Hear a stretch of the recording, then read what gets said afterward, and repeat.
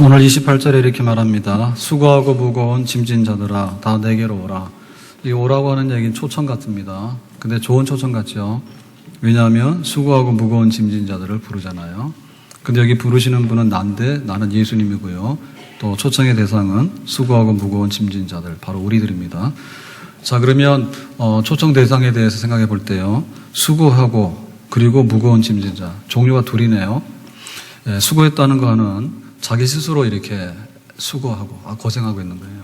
그리고 무거운 짐을 졌다는 얘기는 상대방이 너 짐 져. 그러니까는 자기가 하기 싫은데 억지로 지고 있는 그런 이렇게 강요당하는 짐입니다. 자, 우리가 이걸 보면 우리가 이런 두 가지 짐이 있다는 거죠.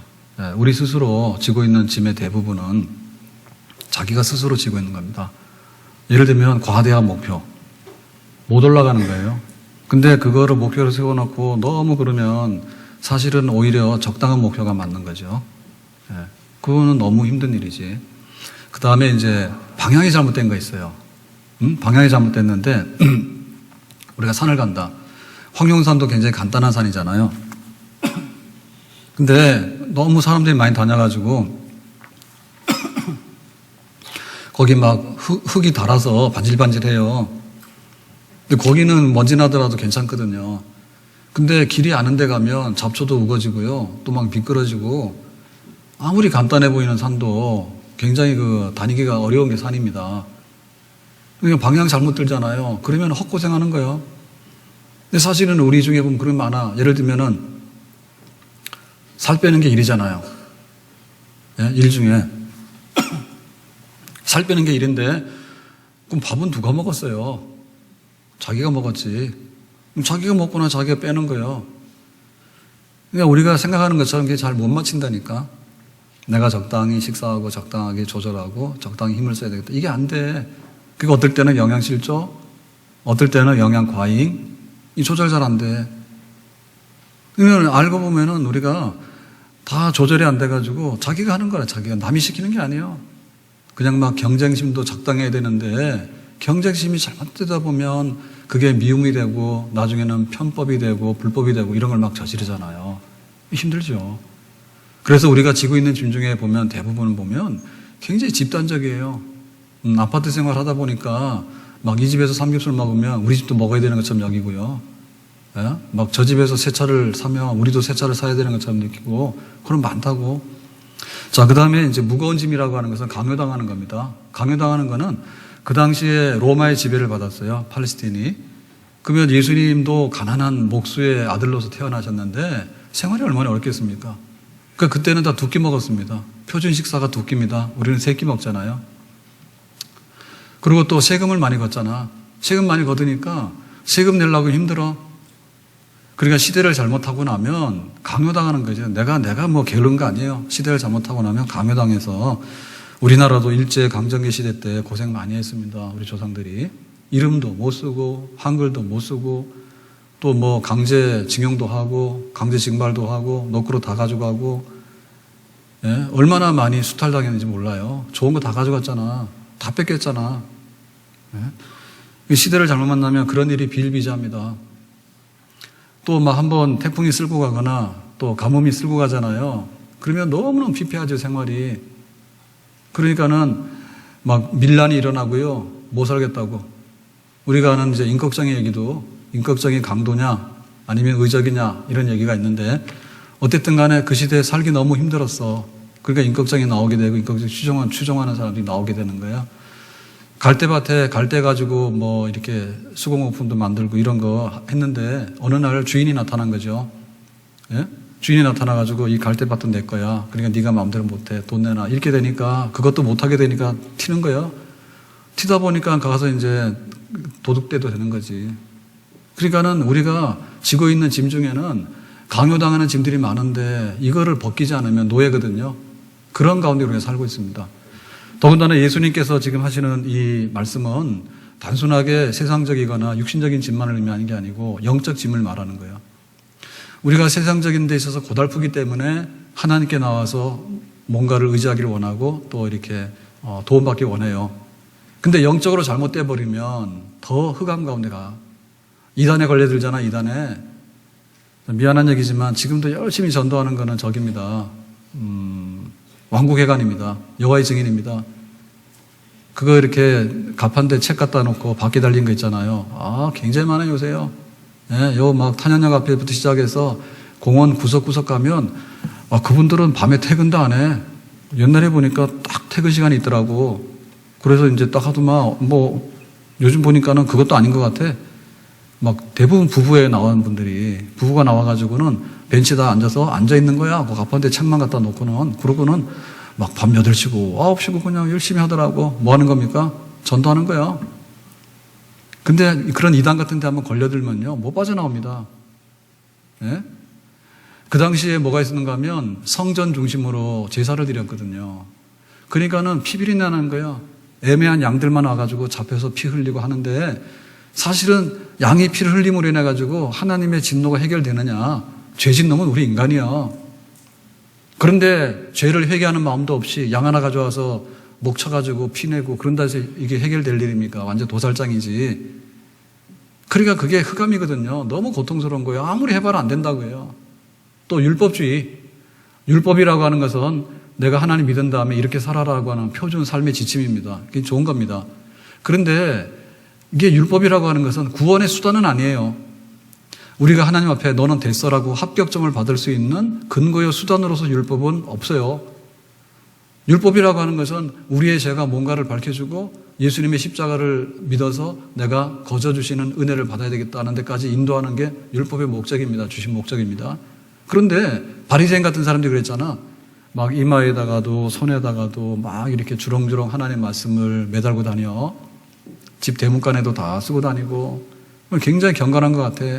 그래가지고 말씀을 사랑하긴 사랑하는데 그거 하나 가지고 안 되니까 안식일을 지키라 그러면 하나 가지고 안 되니까 안식일을 지키는 구체적인 방법 10가지 만들었어. 그걸로 성이 안 차는 거야. 그러니까 안식일을 거룩하게 지키는 방법을 100가지를 만들었어. 그것도 성이 안 차는 거야. 그래서 나도 1000가지를 만든 거야. 그래서 막 온갖 잡다한 그 율법의 그 세부 사항들을 막 만들어 놓고 그러고 나서 너 이거 못 지켰지 않냐. 지키라 그러지. 그걸 견딜 사람 아무도 없죠. 그래서 그 율법이 희망을 주는 게 아니라 하나님 백성으로 살고자 하는 그런 열의를 주는 게 아니라 율법만 보면 그냥 아주 딱 그 흥미가 없어지게 되고요. 너무 한숨을 짓게 되는 거지. 왜냐하면 우리는 또 죄인이네 하기 때문에. 그래서 이게 수고하고 무거운 것이 세상적이고 육신적인 것만 아니라 영적으로도 하나도 희망이 없는 그런 아주 흑암 가운데로 끌고 가는 그 시대에 부르시는 거예요. 예수님께서. 내가 너희들을 쉬게 할 테니까 나에게로 오고 그 수고로운 짐들을 나에게 내려놓도록 해라. 아멘. 예수님께서 우리를 부르시는 겁니다. 자, 그러면 예수님께서 우리를 부르셨는데 초청자잖아요. 자, 초청자로서 우리가 볼 때 과연 여기에 응해야 될 것인가라고 하는 것은 초청하시는 그분을 알아봐야 됩니다. 오라고 그런 데서 아무 데나 가면 안 됩니다. 예? 전화 막 받아가지고 당신 통장번호 대라 이런 거 줄줄줄줄 대면 안 됩니다. 예. 사실 저는 핸드폰 번호 대라 그러면 제 핸드폰 잘 기억이 안 나요. 묻지 마세요. 저 차 번호 대라 그래도 차 번호 또 기억이 안 납니다. 그렇다고 해서 제 차 가져가지 마세요. 그런데 사기당하는 사람 희한하다니까. 예? 보이스피싱이 없어지지 않는 것은 누군가 거기 걸려드니까 계속해서 하는 거예요, 그거를. 아니, 해가지고, 안녕하십니까? 통장번호 알려주세요. 그거 하지 말라는데 왜 이렇게 대답을 잘해? 근데 교회에서 안녕하셨냐고 그러면 왜 나의 사생활을 간섭하냐고 전화 딱 끊어버리고 말이야. 그런 거 하면 안 되지. 부르는 사람이 누구고 초청자가 누군가에 관한 잘 분간하라고 해요. 근데 사실 우리가 볼 때요, 우리에게 있어서 그 초청자는요, 대부분의 경우에 우리가 이기적이냐 이타적이냐 이렇게 보잖아요. 그러니까 나 도와주려고 날 불렀냐, 아니면 나를 이용하려고 불렀냐, 그거를 보면 알아. 그런데, 우리가 이타적이라고 하는 것은요, 사실은 거의 없다고 보시면 돼. 자, 우리가 고객은 왕이다 하잖아요. 고객은 왕이다. 그러면 진짜 고객이 왕입니까? 돈 줘야 되잖아요. 예? 그 돈을 주고 그래도 좋은 걸 준다라는 면에서 고객이 왕이라는 말은 맞는데 그렇다 해서 수고하고 무거운 짐을 몽땅 받아주는 건 아니에요. 예? 호텔 가면 서비스 좋잖아요. 하룻밤에 값 다 내면 방 하나에 50만 원, 60만 원 하고 더 합니다. 수백만 원짜리 방도 있어요. 그거 가실래요? 예, 못 갑니다. 그 보통 사람들은. 어떻게 가서 하룻밤 자는데, 하룻밤이라는 게 말이 그러지 너댓 시간 있다가 호텔 나오는 경우가 태반인데요. 가서 어떻게 시간당 몇십만 원 주고 어떻게 잠이 옵니까? 그게 잠이 안 오잖아. 비싸서, 아까워서. 그게 눈 뜨고 오다 보면은 호텔 돈 그냥 날리는 거 아니에요? 그러니까 그게 고객의 왕이라는 말도 상당히 기업의 이익이라고 하는 부분이 깔려 있는 말이지, 그냥 우리가 손실을 보고 다 줍니다는 말은 아니에요. 그러니까 막 가서 소비하지 마세요. 예? 그래가지고 막 이렇게 그 마트 가서 보면은 그 있잖아요. 아주 뭐 예를 들면 베토벤의 운명 교향곡 이런 거를 틀어놓으면은 그 마트 매출 오르겠어? 쇼핑하다가도 다 심각해서 인생이라는 게 뭘까? 이러고는 다 가겠다. 그러니까 정신없이 그냥 막 쓸어 담고 카드 결제하도록 이렇게 만들잖아. 그 왜 예수님의 초청에 대해서 이렇게 시큰둥하고 이렇게 경계를 하는지 모르겠다. 예? 자, 그래서, 예수님의 초청이 왜 믿을 만한 초청자냐면, 나는 마음이 온유하고 겸손하다라고 예수님 밝혔어요. 그럼 마음이 온유하고 겸손하다는 그 말을 듣고 우리가 가야 되겠는가? 이거는 오해하면 안 됩니다. 예수님께서는 한 번도 화를 안 내신다. 예수님 화 많이 내셨어. 막 상도 엎었어. 예? 환전상들 상도 엎어버리고 말이야. 막 바리새인들 보고 뭐라냐면 독사의 자식이라 그랬어. 그러니까 예수님은 화를 한 번도 안 냈다. 이런 뜻 아니에요. 혹은 예수님께서는 언제나 인자한 미소를 지었다는 뜻 아닙니다. 예? 예수님이 막 지금처럼 인기 연예인처럼 어디 가서라도 말이야, 막 이런 표정을 하고 저런 표정을 하고 말이야, 이렇게 하는 그런 분이 아니에요. 여기 온유하고 겸손하다고 하는 말은 뭐냐면, 그야말로 도살장에 끌려가는 양이 있잖아요. 도살장에 끌려가는 양이 상당히 점잖합니다. 그게 한거를 안 해요. 이 얘기는 결국에 뭐냐면, 그 구약 성경에 나오는 이사야 53장에 나오는 고난의 종에 대한 그 묘사 중에 한 부분으로 봐야 되는 거예요. 보라 세상 죄를 지고 가는 하나님의 어린 양이로다. 예수님께서는 죄를 지는데 당신의 죄를 지는 게 아니라 우리의 죄를 졌어. 그래서 십자가에서 고난받고 죽으셨는데 하나님의 진노를 우리를 대신해서 받으신 거예요. 그것이 온유와 겸손입니다. 아멘? 온유와 겸손이라는 것은 내 목숨 줬다고 해요. 내 생명을 줬다고 해요. 예수님과 비교해서 과연 초청자로서 동등할 수 있는 분이 있느냐? 없단 말입니다, 세상에는. 예? 뭔가 자기 이익을 붙이기 위해서 우리를 부르는 거고 하는 것이지. 친구 중에서 제일 좋은 친구가 고향에 초등학교 내지는 초등학교 들어가기 전에 친구들은 좀 믿을만 합니다. 이익관계 별로 없습니다. 근데 이게 대학 가서 친구 사귀잖아요. 상당히 이익관계 많아요. 예, 어렵게 서울대학을 들어갔대. 근데 서울대학 들어가서 공부를 따라가는 것보다 어려운 게 뭔가 하면 그 중에도 계층이 있다는데, 예? 부유층 자녀들, 뭐 소위 뭐 강남 학군에서 온 아이들하고 저 시골에서 농어촌 전형 이렇게 해서 온 애들하고는 섞일 수가 없대. 섞일 수가 없잖아요, 실제로. 그러니까는 우리가 살아가면서 정말 이렇게 마음을 열어놓고 오라고 해서 다 갈 수 있는 데가 별로 없는데 예수님과 비교해 볼 때요, 내가 목숨까지 바쳐서 내줬으니까 나를 따라오라고 하는 초청자는 이 세상에 사실은 예수님 외에는 달리 없는 줄로 믿습니다. 나는 선한 목자라 내가 양을 위해서 목숨을 버린다 그랬어요. 자기를 낮추시고 죽기까지 복종하셨으니 곧 십자가의 죽으심이라. 그걸 하신 분이 예수님밖에 없다 그러지.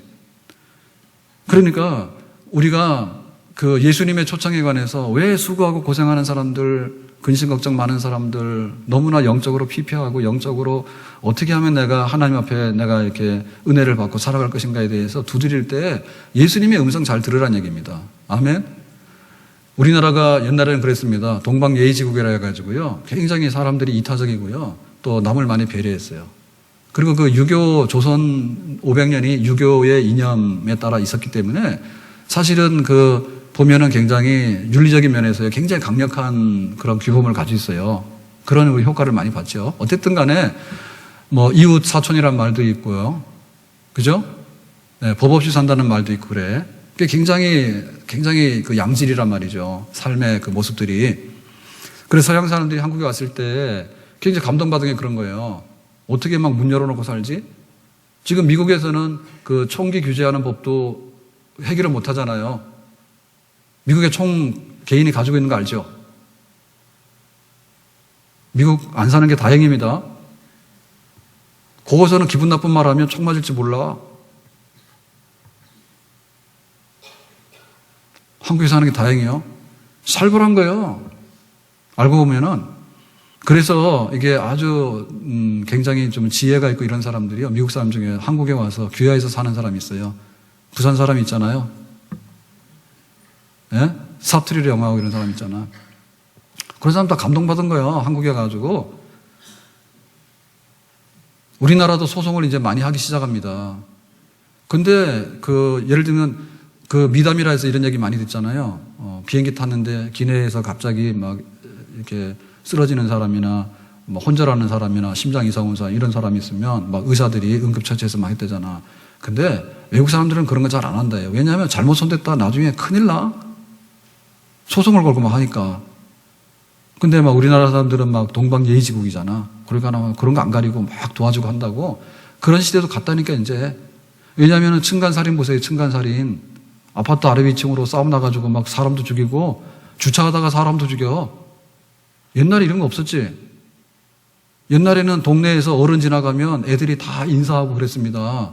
어른 지나가면 진지 드셨냐고 밥 먹었냐 이런 뜻입니다.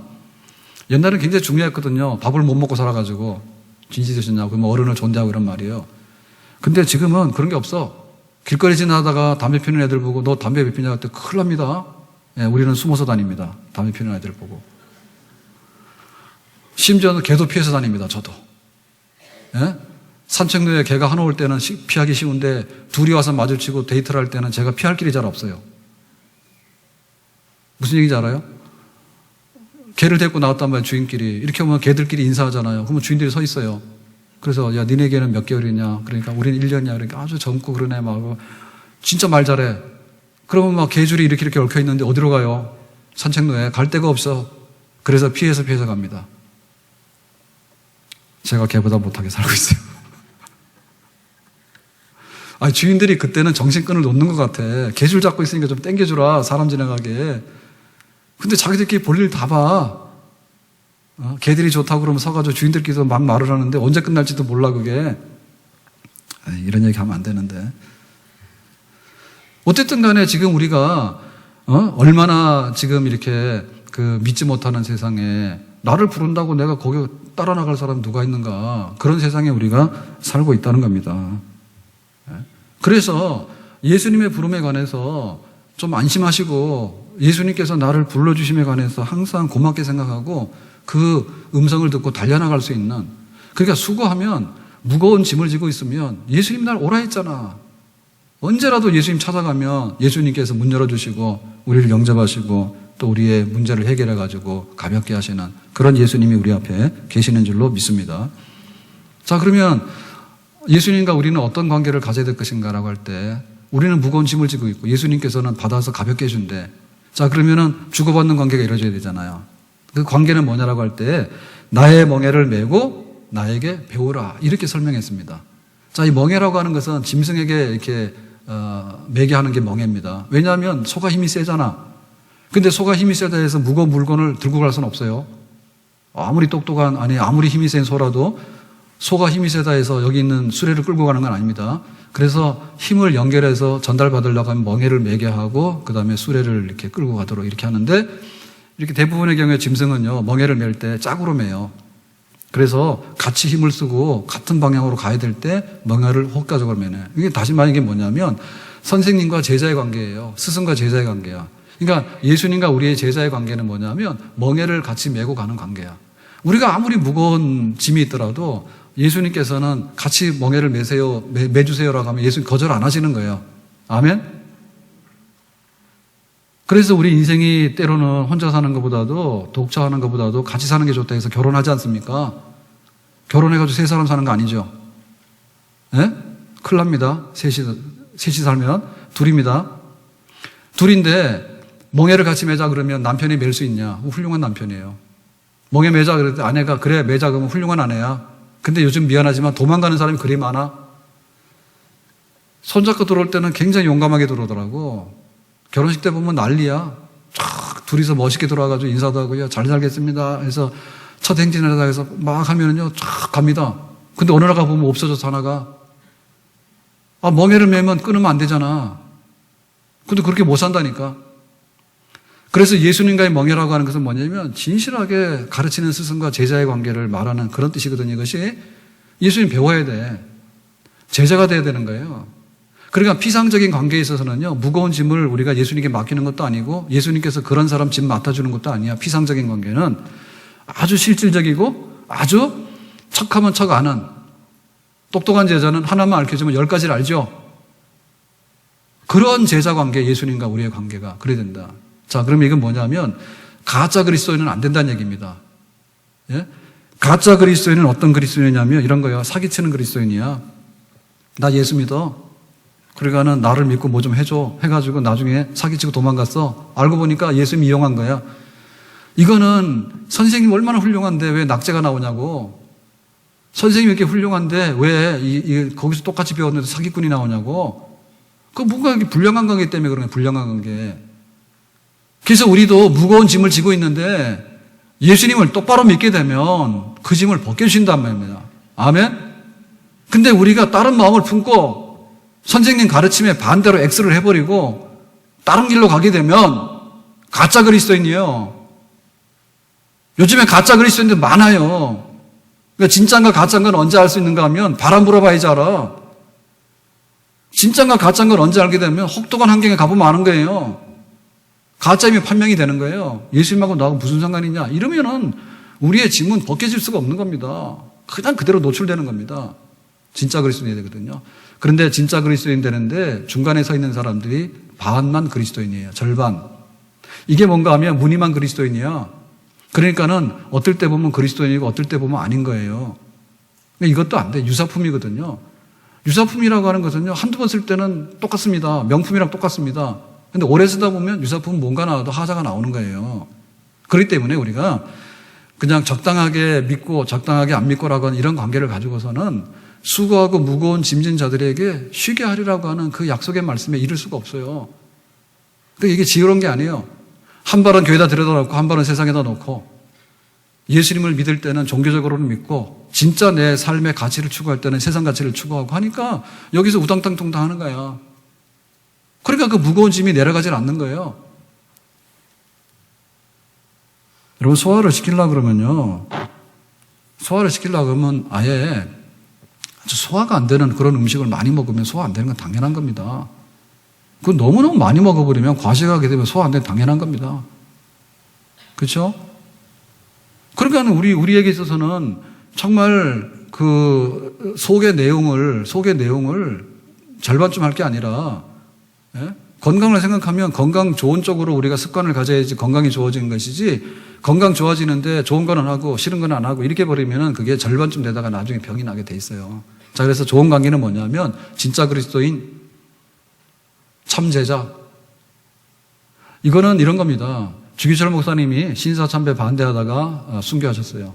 그랬는데 다른 사람들 다 그거 신사참배 굴복하고 타협했지 않습니까? 그런데 옥중에 있을 때 사모님 면회 가면 그랬잖아. 대구 경찰서에서도 그렇고 마지막에 평양 감옥에서 순교할 때도 그렇고 사모님 훌륭하거든요. 가면은 별일 없었냐고. 그 말은 뭐냐면 가가지고 아이고 쌀 떨어졌어요. 아이고 우리 집 아이들이요 지금 어떻게 됐어요. 이런 얘기하면 그 감옥에 있는 분이 견뎌내겠냐고. 아이고 나 신사참배하고 나갈게 이러고 나올 거 아닙니까? 근데 그래서 별일 없었냐는 얘기는 마음 변하지 않았죠 이 말입니다. 예? 그러니까 끝까지 힘내시라고 그렇게 응원하는 그런 게 있기 때문에 그게 진짜 그리스도인이 되는 거예요. 그래서 우리도 배울 때 굉장히 적극적으로 배워야 됩니다. 뭐든지 잘못된 걸 배우면 안 되고요. 올바른 걸 배워야 되는데 올바른 걸 배울 때 전제 조건은 적극적으로 배워야 돼. 그러면 거기서 쉼을 얻는 거야. 뭘 하나를 배우더라도 운동도 마구잡이 하는 게 아니죠.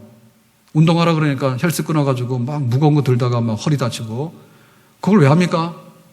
제대로 배워야 됩니다. 네. 우리가 책을 굉장히 안 읽어요. 책 읽는 습관이 돼야 되잖아요. 그러면은 책을 두고 작은 소책자라도 읽어야 돼요. 아닌 게 아니라 신문 사설도 읽어야 되는 거예요. 그래서 정말 무슨 얘기를 하고자 하는가 이런 얘기를 해서 이렇게 책 읽고 이런 게 습관이 되고 성경도 마찬가지입니다. 성경 공부하라 그러면 이거를 창세기부터 계시까지 다 떼려고 그러는데 그런 거 안 해도 됩니다. 예? 와서 오늘의 양식, 오늘 성경 5구절, 오늘 한 페이지가 중요한 것이지 공부하라 그러면 나는 성격이 화끈해가지고 창세기부터 계시록까지 다 뗀다고. 죽은 다음에 떼려고 그러나? 그런 게 법이 그런 게 아니에요. 그러니까 배우려고 그러면 잘 배워야 되고, 기도라는 것도 그렇습니다. 기도라는 것도 그 나라와 그 의를 먼저 구해라. 그래야 모든 것을 주신다 했거든요. 그러니까는 기도 응답 받으려면 그래야 돼. 하나님, 우리나라의 메르스가 빨리 이 바이러스가 잘 정말 해결되길 바랍니다. 혹은 가뭄이 해결되길 바랍니다. 그리고 뭐 우리 옆집에 뭐 삼수생이 있습니다. 혹은 또 암으로 고생하는 분이 있습니다. 그러니까 잘 되겠습니다. 그거 기도 막 하면 내 기도 안 해도 하나님께서 다 들어주셔, 내 기도. 아멘? 그렇게 하는 거예요. 그런데 내 기도를 하는데 하다 안 되니까는 온갖 걸 다 해. 내 기도 하는데 그게 뭐냐면 반복이요. 반복한다 될 일이 아니에요. 네? 그래가지고는 절간 갔더니 막 이렇게 불경도 제대로 하는 게 없으니까는 막 녹음해가지고 막 틀어 제끼잖아요. 예? 막 그거 뜻을 아는 스님도 잘 없다는 거예요, 요즘에는. 그것도 막 녹음해. 그러니까 그게 반복이라는 게 교회도 똑같은 겁니다. 기도하라 그랬더니 무한반복하는데 무한반복하면 하나님 귀찮다 해가지고 얻어맞아. 하지 마세요. 그리고 또 뭐냐면 잘못된 기도는 뭐냐면 굉장히 보상심리가 있거든요. 하나님 내가 이런 각해서 믿기를 거는데요. 하나님이 무슨 뭐 눈먼 고기입니까? 믿기에 걸리게. 다 알아. 네 안에 속에 있는 거. 왜 그거 하는지 다 알아. 그러니까 우리가 바르게 해야 되는 게 맞는 것이, 바르게 내가 예수님의 제자가 되고 내가 예수님의 멍에를 맺게요. 멍에를 같이 맨다는 얘기는 한순간도 허튼 짓을 할 수 없어. 앞으로 가자면 앞으로 가야 되는데 나는 주저앉아 버리고, 이게 멍에를 매는 게 아니에요. 그러니까 기도를 배우고 말씀을 배우고 교회를 섬기는 것도 배워야 됩니다. 섬기는데도 맡아서 작은 일을 충성할 때 큰 일을 맡기는 거지, 하나님 나는 장로 시켜주면 안 하고 서리 집사는 안 합니다. 장로 시켜주면 하고 서리 집사 안 합니다. 이거 안 되는 거예요.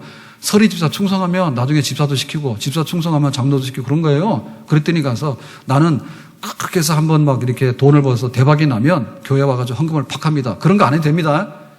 그래 하시는 분 없어. 대박 나가지고 교회 와서 헌금하시는 분 없으니까 그런 거 꿈도 꾸지 마세요. 그냥 오늘 헌금이나 하세요. 오늘 하다 보면 사실은 내가 마음을 다해서 하나님을 섬기는 게 되는데, 꼬리표를 달아가지고 하나님 내가 이렇게 대박이 나면, 내가 뭘 하면, 이렇게 해가지고 신통한 사람 아무도 없어. 배워야 돼. 자, 그래서 이렇게 배우게 되면 쉼을 얻게 되는데요. 어떻게 쉼을 얻게 되는가? 자, 첫 번째 뭐라 했죠? 수고하고는 자기가 막 일으켜가지고 막 이렇게 짐을 지는 거예요. 제자가 되면 대부분 다 내려놓습니다. 자기를 부인하고 나를 따르라 했잖아요. 자기 부정이 되는데 무슨 헛된 짐을 지겠냐고. 자기 부정이 안 되기 때문에 욕심을 내고, 욕심을 내도 안 되니까 불법을 행하고, 불법을 행하도 안 되니까 시기질투하고 다 망해버려라 이런 거잖아. 얼마나 괴롭냐 그게, 짐 지고 있는 게. 사실은 우리가 짐을 질 만큼만 지면 대부분 다 감당합니다. 우리 사람의 신체 구조가 굉장히 아주 과학적으로 만들었잖아요. 그게 사실은 지금 제가 기도하는 것 중에 오른쪽 엄지발가락이 아파요. 아직도 안 났어요. 그렇게 타격이 굉장히 많아요. 여기 아픈 거는 철봉을 매달렸는데 이상하게 이게 많이 났어요. 거의 났어요. 그 힘을 못 썼거든요. 철봉 매달렸더니 여기 어깨도 났고, 여기 엄지손이 있는데 이쪽 부분도 굉장히 안 좋았는데 거의 나았어요. 근데 오른쪽 발가락 아픈 거는 뭐 그런 얘기까지 해서 미안하지만, 오른쪽 발가락 아픈 거는 이게 잘 안 돼. 어떻게 될지 모르겠어. 그거 축구도 못 하잖아요, 이제. 볼 차야 되는데. 오른쪽 엄지발가락 아픈데 어떻게 축구를 하냐고. 팔굽혀펴기도 못 해요. 팔굽혀펴기를 팔로 한다 생각하시면 안 돼. 내가 해봤어. 그랬더니 힘 딱 닿는 데가 발로 이렇게 하는데, 발 중에서 엄지발가락 있는 데가 딱 힘주는 거예요. 그러니까 팔굽혀펴기 하면 체중이 그걸로 다 가는가 봐. 아파, 거기가. 그래서 하나님께서 굉장히 과학자만했습니다. 제가 보통 이제 밥 먹고 왔다 갔다 하면 하루에 한 9km 이렇게 걷잖아요. 근데 하나님께서 얼마나 이 발바닥 뼈를 잘 만들어 놨는지 그 견뎌내는 거야. 체중이 얼만데 디디면. 자기 체중의 몇 배가 하중에 걸리잖아요. 한번 디디면. 근데도 뭐 걸어다 대는데 이게 분산이 돼가지고 문제가 없는 거예요. 그러니까 조금 문제가 있으면 신발 좋은 걸 신으면 돼요. 걸음 걷다가 뭐 안 되신 분들 있잖아요. 다 신발 탓이요. 네? 신발을 좋은 거 신잖아요. 그러면 진짜 그거 굉장히 덜 피곤해요. 한번 해보세요. 근데 꼭 아끼는 건 뭐냐면, 신발은 그 길거리 누워있는 거 싸구려 사더라고. 신발 좋은 거 사세요. 운동화. 대답을 안 하시네. 다 구두 신고 다니시는 분들이니까. 운동화는 막 싸구려 사는데요. 생각을 해보세요. 운동 얼마나 오래 씻는지 몰라. 제가 지난번 한번 계산해봤잖아. 하루에 10km씩 365일이면 막 떼고도요. 3,000km 이상은 걸어도 끄떡없이 견뎌 그게. 근데 그걸 왜 이렇게 막 길거리 누워있거나 막 못 사는 거 그런 거 사냐고. 좋은 거 사라니까. 그래서 쉼의 대부분에 있어서는요. 예수님께서 그랬어요. 욕심 부리지 말아 했으니까는 짐이 막 떨어져 나갑니다. 자기 부정하잖아요. 막 떨어져 나갑니다. 짐이 가벼워져. 근데 죄 지지 말라 했잖아요. 예수님께 죄 지지 말라 했어. 예수님은 거룩한 분노가 있어요. 예수님은 코미디언이 아니야. 막 죄 짓는 거 보면 예수님께서 막 거룩한 분노가 일어나. 그러니까 우리가 거룩한 분노가 있으면 죄 안 짓잖아요. 죄 안 짓고 나오면은 짐스러운 게 거의 없어요. 죄가 곧 짐이에요. 예수님께서 주셨어. 받는 것보다도 주는 자가 복이 있다 했어요. 주란 말이에요. 섬기란 말이에요. 낮아지란 말이에요. 높은 곳에 올라가서 끌려내리지 말고 낮은 곳에 있다가 당신 높은 곳으로 가라 이렇게 하란 말입니다. 그러니까 예수님의 삶의 방식을 배우게 되면 우리가 가지고 있는 것 중에서요 많은 부분이 없어집니다. 아멘? 우리가 소식하고 체중 줄이면 건강해져서 모든 게 지표가 좋은 쪽으로 돌아가잖아요. 그렇죠? 예수님을 배우게 되면요, 예수님의 가르침을 우리가 진심으로 받아들이게 되면 우리가 지고 있는 그런 내가 막 만들어서 지고 있는 부분 중에 대부분 다 떨어져 나가는 거예요. 아멘? 그리고 강요당하는 짐이 있잖아요. 회사 갔으니까 일을 하라니까 성과를 내야 되는 거예요. 짐스럽잖아.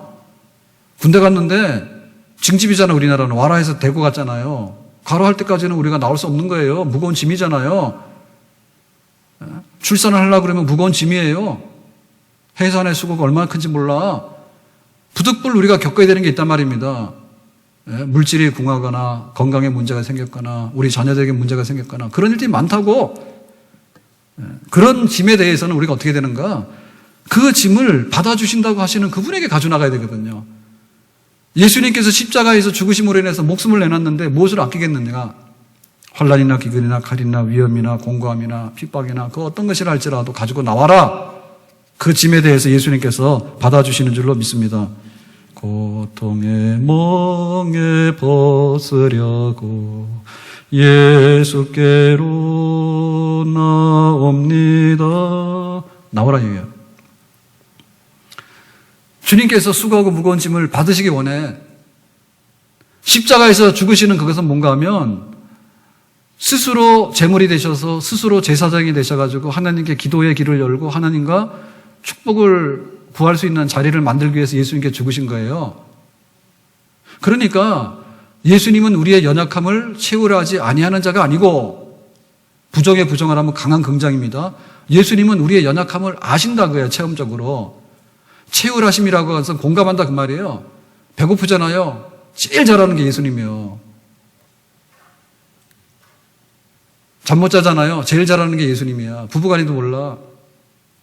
아침에 일어나서 피곤하대. 왜 잠 못 잤어?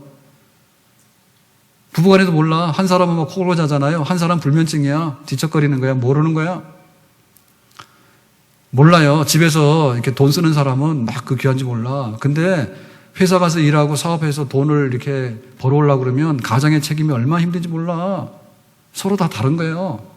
근데 예수님께서는 체율, 공감해가지고 내가 체험적으로 느끼는 부분에 있어서 우리가 가지고 있는 것을 정말로 1%도 가감 없이 다 그대로 전달받으셔서 그것을 받으시는 분이 바로 예수님인 줄로 믿습니다.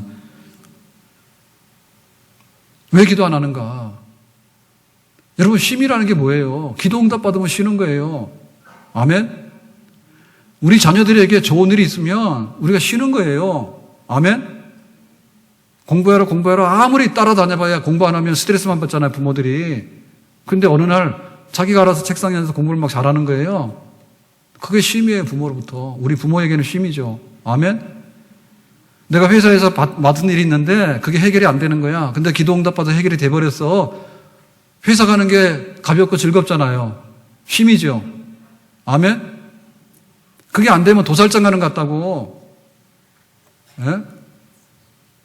쉼이 어디서 오는가 하면 내가 벗을래 벗을 수 없는 강요된 짐에 대해서요, 어떻게 해결할 것인가에 대한 해답을 얻는 것이 진정한 쉼입니다. 예수님께서 거기에 대해서요, 대가 없이 우리에게 주시겠다고 우리 초청하시는 거예요. 아멘? 여름 되면, 제가 지난주 그 얘기했는가요? 빙수. 오전에 얘기했나 모르겠다요. 네, 눈꽃 빙수 얘기했잖아요. 그때 그게 다 뭐 한물 간 거라고 저는 처음 먹어봤거든요. 며칠 전에. 그랬더니 그 다 유행 간 거라고 아빠 왜 그러냐고 우리 아이들이 그러더라고. 그랬는데 여름 되면 시원한 게 생각난다고. 그 나무 그늘 생각나요. 그 진짜 막 지난번 34도 올라갈 때는 너무 더웠잖아요. 숨 쉬는 건 더웠잖아. 근데 비 오고 나니까 오늘 습기는 있지만은 그렇게 덥진 않아요. 그리고 바람이 있어요. 여름에도. 바람이 있는 날과 없는 날이 있는데 큰 마을은 굉장히 바람거리입니다. 큰 마을 여기는 좀 바람이 많이 부는 바람거리예요. 바람이 가는 길이 있어요. 한강이 바람길인 거 아시죠? 한강이 바람길입니다. 한강 없으면 서울 온도 많이 올라갑니다. 아파트 철거하잖아요. 서울의 온도 팍 떨어집니다. 나무 심잖아요. 온도 떨어집니다. 온도 떨어집니다. 대구나 전주나 이게 위도가 거의 같거든요. 그런데 딱 그거 조림 사업 해가지고요, 도시를 굉장히 많이 공원화 시키잖아요. 그러면 온도 떨어져요. 그런 거 안 하잖아요. 온도 막 올라가요. 아스팔트 있잖아. 온도 막 올라가요. 아스팔트 없애잖아요. 온도 막 떨어져요. 서울에도 아파트들 막 지었는데 사실은 나중에 이렇게 생태적인 걸 생각해서 도시환경, 도시 설계를 하잖아요. 그러면 바람골은 살려두고 아파트 지면은 그 굉장히 살기 좋은 동네 되는 거예요. 큰 마을은 바람 많이 지나가는 바람골이에요. 제네시스는 제가 볼 때 바람골 아니었거든요. 근데 거기 가면 바람 휙휙 불거든요. 너무 높아가지고 바람골이 생겼어, 거기. 거기 지나가 바람 많이 불어요. 인위적인 바람골이 생겼다. 여러분, 시원한 거 아시잖아. 쉬는 거 알잖아요. 근데 왜 예수님의 초청에 대해서는 쉼이라고 생각 안 하죠? 휴가 계획을 세우세요. 가서 휴가도 잘하고 오세요. 스트레스만 받고면 안 되거든요. 그런데 진정한 쉼이 어디서 있는가는 잊어버리면 안 돼요. 내 기도 응답 받으면 얼마나 인생이 쉬워지는데, 그리고 내가 쓸데없이 말이야 이렇게 막 주렁주렁 달고 다니는 거를 내려놓게 되면, 예수님의 제자가 되면 얼마나 내 인생이 가벼워진지 아십니까? 왜 근본적인 쉼에 관해서는 생각을 안 하고 막 팥빙수, 그 다음에 어디 막 휴가 내서 어디 산으로 들러 가는데, 그거 갔다 와가지고 근본적인 쉼이 되느냐?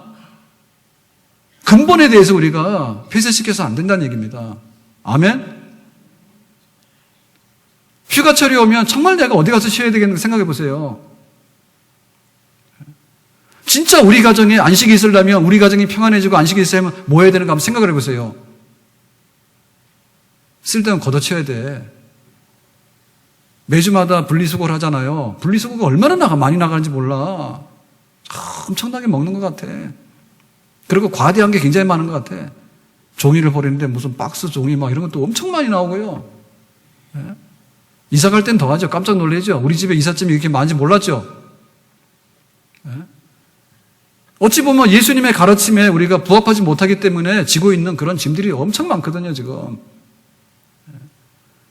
소비를 안 할 수는 없습니다. 그렇지만은 과소비 시대에 들어와 있는데요. 어쨌든 간에 이게 산업이 돌아가려고 하면 소비를 시켜야 되니까요. 어느 정도는 해줘야 됩니다. 소비가 미덕이라잖아요. 그런데 어쨌든 간에 적자 보고서 소비할 수는 없는 거 아니에요. 네? 근데 우리가 그 습관을 못 고치거든요. 일용할 양식으로 만족하라 그러는데 그 양식으로 만족을 못 해. 이게 어찌 보면은 많은 부분에 있어서 우리가 물질로 궁하다 하는데 진짜 궁한가? 진짜 궁한가? 우리가 지출하는 것 중에서 다 정말 필요한 건가? 제가 얼마 전에 그 마트 있잖아요. 조그만한 마트를 뭐라 그러죠? 제일 조그만한 거? 편의점을 갔는데 그 옆에 온 사람이 계산을 하는데 얼마더라? 21,000원 이랬는데 이 친구가 10,000 얼마를 내놓고 카운터에서 기다리는 거야. 그러니까 주인이 돈 모자란다고 21,000원 그러니까 말귀를 잘 못 알아들어. 근데 생긴 건 똑 한국 사람처럼 생겼더라고. 그랬더니 이게 저 이주 노동자야. 청년인데 둘이 와가지고 하나는 영 말을 못 알아듣는가 봐. 그러니까 뒤로 서 있고 하나가 이제 들고 와서 카운터를 하는데 그러니까 21,000원 그래서 뭐 모자라 이러니까는 막 1,000원짜리 막 내더니 어떻게 그거 맞춰가지고 21,000원을 이제 이렇게 현찰을 내더라고. 예. 그래서 보니까 제 생각에 그건 같아. 이주 노동자 같아. 청년인데. 그런데 산 게 뭐냐면 제가 봤거든요. 담배, 그 다음에 맥주. 두 가지를 샀어. 내 앞에 서 있기 때문에 본 거예요. 내가 일부러 뒤진 거 아니에요. 콘텐츠 올려놓은 거 봤더니 담배. 근데 그 적은 돈이 아닐 텐데 한국에 와서 돈을 벌잖아요. 그러면 자기 오늘 소비한 거 100% 중에 내가 볼 때 안 해도 되는 거거든요. 담배는 왜 피면 담배를 뭐 이만큼 몇 갑을 샀더라고. 그거 하고 그 다음에 맥주병도 크더라고. 막 이만큼 해가지고 가서 단체로 먹을 건가 봐 가서. 그러니까는 그게 자기가 딱 했는데 2만 얼마 된 거예요. 그런 식으로 해서 뭐 한 달에 얼마를 쓰는지 모르지만 몇 번 마트 왔다 갔다 하면은 자기 돈 받은 거 붙일 거 없을 것 같은데. 자, 예수님이 우리에게 힘을 준다는 거에 대해서 우리가 진짜 인정하시겠냐 그 말입니다. 제 말은. 우리의 무거운 근심이 있을 때 기도해서 털면 되고 우리의 삶의 방식 중에서 정말 예수님의 제자가 되지 못함으로 인해가지고 세상 속에 시달려 있잖아요. 그러니까 시상 속에 지금 우리가 들어가 있잖아요. 그러니까 세상 속에 들어가 있는 그 삶의 방식에 우리의 습관을 고치지 못하면 먹는 식습관을 고치지 못하면 건강이 근본적으로 해결이 안 되잖아요. 그러니까 우리가 뭘 먹고 마시고 입을 것인가를 생각하면 이방인이잖아. 너희는 먼저 그의 나라와 그의 의를 구하라잖아. 그러니까 우리가 어떻게 예수님을 알 것인가. 특별히 영적인 면에 있어서요. 영적인 면에 있어서 우리가 이 쉼을 얻는다고 하는 것은요, 얼마나 큰 에너지가 있는지 모릅니다. 만약에 우리가 율법주의를 강요한다면요, 우리는요, 숨 못 쉬는 거예요. 끝없이 그냥 높은 언덕으로 올라가라 그러는데 올라가지도 못할 거, 그리고 글로 올라가서도 나올 것도 없는데, 그거를 강요한다 그러면 그 엄격한 종교적인 규율에 묶어가지고 우리를 괴롭힌다면 우리가 어떻게 견뎌내냐고. 못 견디니까. 그 원효대사가, 말 끝나야 되는데요. 미안합니다. 원효대사가 신라시대 때 유명한 그 스님이라 하는데 불교 대종할 때잖아요. 그래서 했던 말이 이게 왜 이런 얘기지? 나무아미타불, 관세음보살. 하여튼 간에 그 불교의 교리 중에 경전 가지고 하는 교정이라 하잖아요. 그 다음에 참선하는 선정이 이렇게 나눴을 때 교정이 있잖아요. 경전을 가지고서 불교를 이해할 수 있는 사람이 없잖아. 그래 대중화시키는데 간단하게 해서 나무아미타불 거기다 다 포함시켜서 이제 이거다 이렇게 한 거지. 그러니까 우리가 종교적으로 볼 때요, 영적인 면에서 볼 때 만약에 우리가 아직도 율법의 그늘 속에서 신음하고 있다면 교회가 뭐가 되겠는가? 나오는 게 없습니다. 교회. 만약에 우리에게요 제사법이 있죠. 짐승의 제사를 가지고 제사를 드려라 이런 식으로 해가지고 어떤 우리의 재물 이런 거 가지고 하나님 앞에 이거를 내세운다 그러면요 우리는 끝없습니다. 이게 가난뱅이나 이런 사람들이 어떻게 하나님 앞에서 뭔가 우리의 뭔가를 내세울 게 뭐가 있어요? 아무것도 없는 거예요. 그러니까는 제사를 중심으로 하는 그런 어떤 관습적인 형식적인 그러니까 예배 의식에 치중하는 이런 거, 성당 가서 거룩하다고 얘기하시는 분들은 뭐 좀 이상한 거예요. 예? 마당에다 놓고서 내가 막걸리 파티 하는 것도 봤는데, 지난번에.